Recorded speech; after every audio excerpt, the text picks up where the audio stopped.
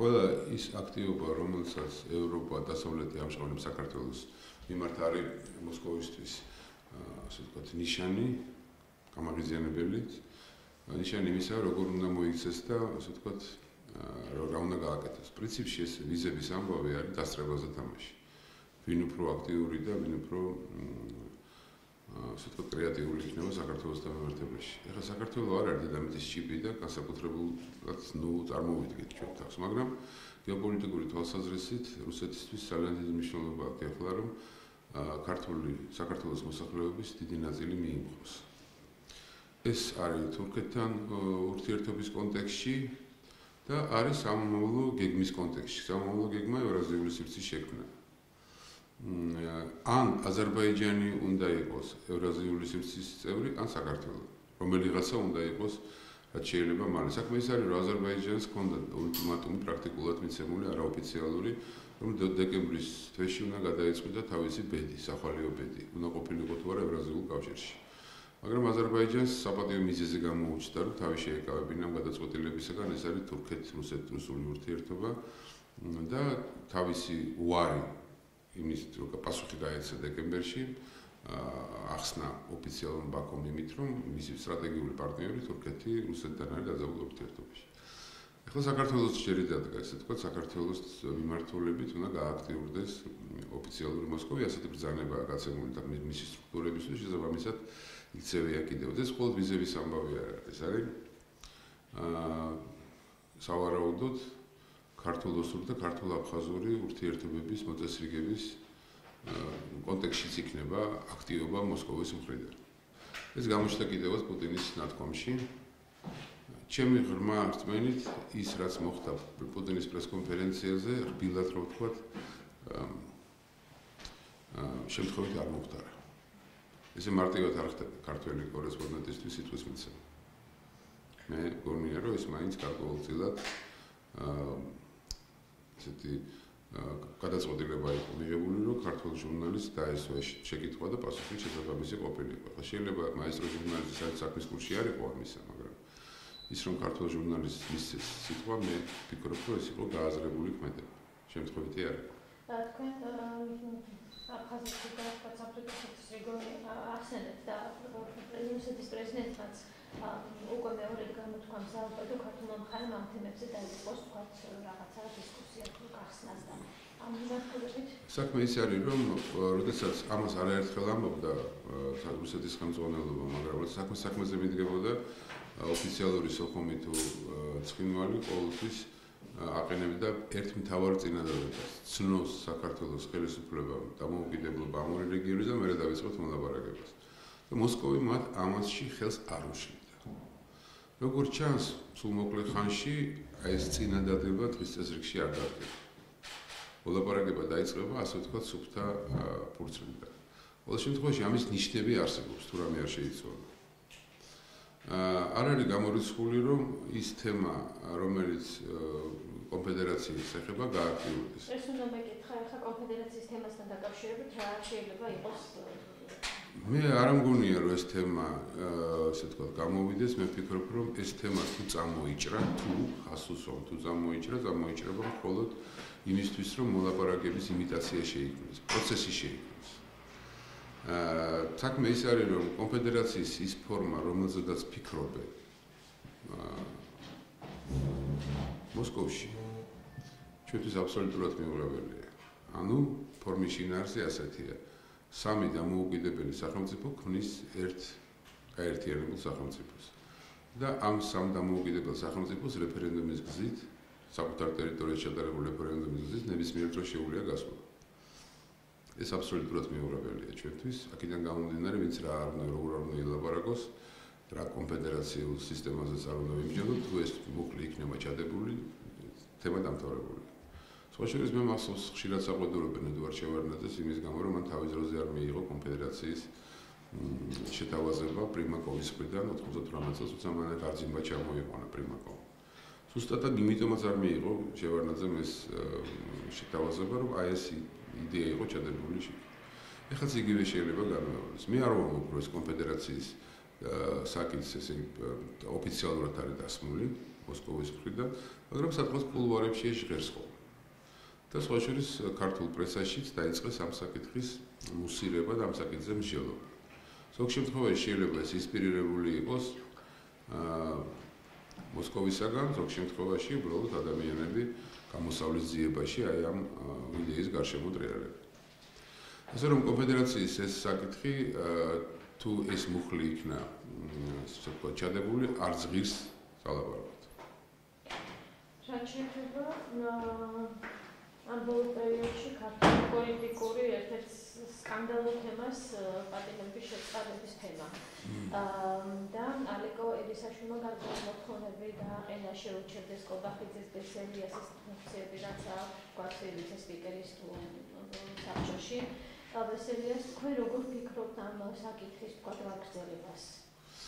მე ვფიქრობ, რომ სკანდალი გაგრძელდება, მით უმეტეს რომ ამ სკანდალს ბჭყალებში გულშემატკივარი ბევრი ყავს. განსაკუთრებით ოპოზიციური ძალებიდან, როგორც პოლიტიკური, ისე მედია საშუალებებიდან. აუცილებლად გაგრძელდება ეს სკანდალი და საკმაოდ ისეთი რეზონანსულიც იქნება. საქმე ის არის, რომ ელისაშვილთან არა, მაგრამ ზვიად ქორიძესთან მაგალითად მეც დამირეკავს მისთვის, რომ გამეკო კონკრეტული პატიმრის ბედი. და დამირეკავს და მეტი არაფერი მომხდარა, ასე ვთქვათ, მიმიღია პასუხი, ან უარყოფითი, ან დადებითი და დამთავრებულა ეს ყველაფერი. ასე რომ ვიცე-სპიკერის მხრიდან არც დარეკვას და არც SMS-ების გაგზავნას მე გაკვირვებით არ ხდება.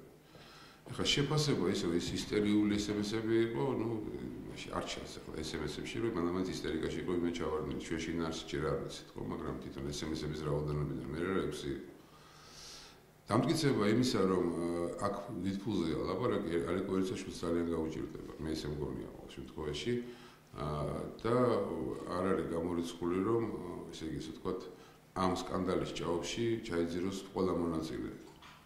თქმელიც და დამრეკიც, ასე ვთქვათ. ამიტომ ესე იგი, მაგრამ ეს სკანდალი რომ გაგრძელდება, ფაქტია, იმიტომ რომ ძალიან ბევრი ძალა ამით დაინტერესებული. ასეთი რამ ხდება ხოლმე და გაკვირვებულები არ უნდა ვიყოთ ამის გამო. თავისთავად თუ ეს ფაქტი დადასტურდეს, არის ძალიან ცუდი ფაქტი. გასაკვირველი.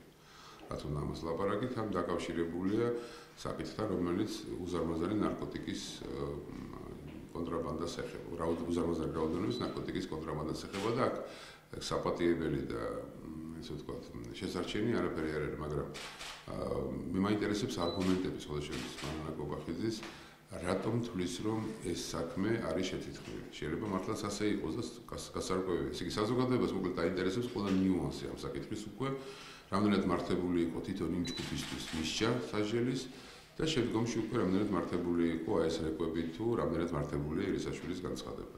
თავისთავად ძალიან არასასიამოვნო ამბავი იქნება, როგორც არ უნდა დამთავრდეს, ჩრდილი მონაწილეებს უკვე მიადგა. სამწუხაროდ. და საპარლამენტო უმრავლესობის ერთმა წარმომადგენელმა ჩვენთან სტუმრობისას აღნიშნა, რომ ახალი წლის შემდეგ ისეთი რამ დაიწყება, მონაგონი იქნება ვთქვათ ეს თემა. ფიქრობთ, რომ ის არჩევნო ეტაპის მოახლოებასთან ერთად ვთქვათ რაღაცა გასწრება, რაღაცა კონკრეტული. ეს ყოველთვის ასე ხდება, რომ საარჩევნო წელს მართველი ძალა ყოველთვის ესე იყო ნაციონალების დროს მანამდეც ყოველთვის იყენებს თავისთვის კარგი, ასე რომ ვთქვათ, ინფორმაციის გასავრცელებლად ქმედებებისათვის. მე დარწმუნებული ვარ, რომ ის თქვენი სტუმარი, რომელიც აქ იყო, მართლაც ამბობდა იმ თვალსაზრისით, რომ ბევრი საინტერესო საზოგადოებისთვის საინტერესო ფაქტი შეიძლება აეხადოს ფარდა. ამ შემთხვევაში გულისხმობ საქმეებს, რომლებიც წლების განმავლობაში დაგროვილია და გადაწყვეტილება, ესე ფინალი საშუალება არ დაადგა. გახმაურებელი მკვლელობები, ზოგიერთი სხვა ტიპის საქმე, მე ვფიქრობ, რომ ამათ ფარდა აეხდებათ, როგორც ჩანს, ესე იგი საარჩევნო წლისთვის, მანდამენ საარჩევნო წლისთვის მოხდა ამ საქმეების დამთავრება.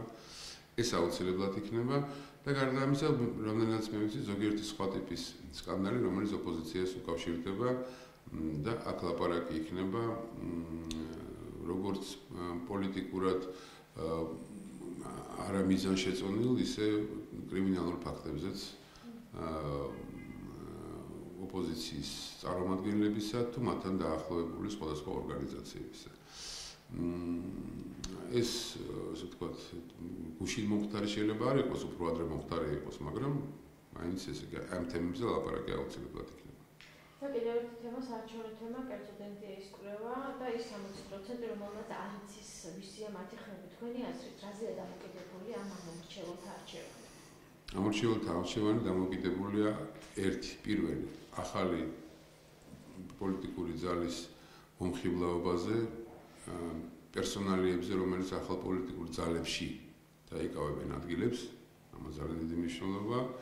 მეორე იმაზე, რამდენად ეფექტური იქნება მთავრობა ესე ვთქვათ, თავისი პირობების შესრულების თვალსაზრისით, ბოლო წელია მაინც დარჩენილი, ეს იქნება ინფრასტრუქტურული პროექტები, ეს იქნება სამართლიანი საავტომობილო თუ სხვა.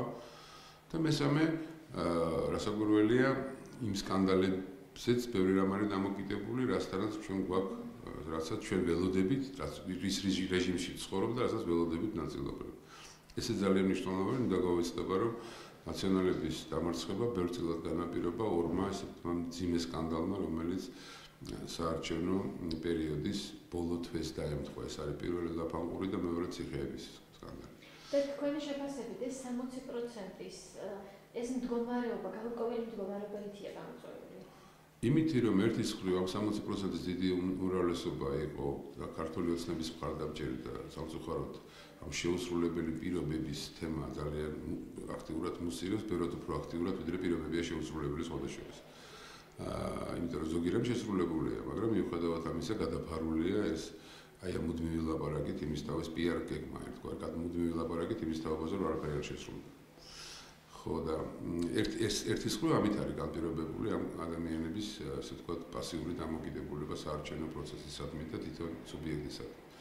მეორე მხრივ იმითი რომ არა მხოლოდ აქ დაპირებებში არ არის საქმე, პერსონალიებმა პოლიტიკურ ელიტაზე ყოფნა პერსონალიების მათ დიდმა ნაწილმა თავი მოაბეზრა საზოგადოებას.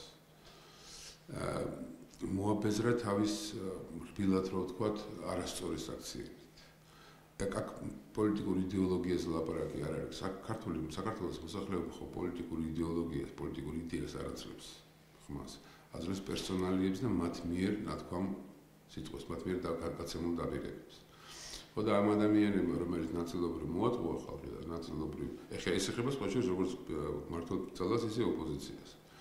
ხო და აი მათ რომელსაც ნაწილობრივ მოატყუეს ხალხი და ნაწილობრივ თავისი მოქცევის წესით იმ ჩარჩოებში არჩდებიან, რაც არის მისარები ქართველი ამორჩეულის დიდი ნაწილისთვის, აი ამა ყველაფერმა განაპირობა მათი პასიური დამოკიდებულება პოლიტიკური ელიტის მიმართ.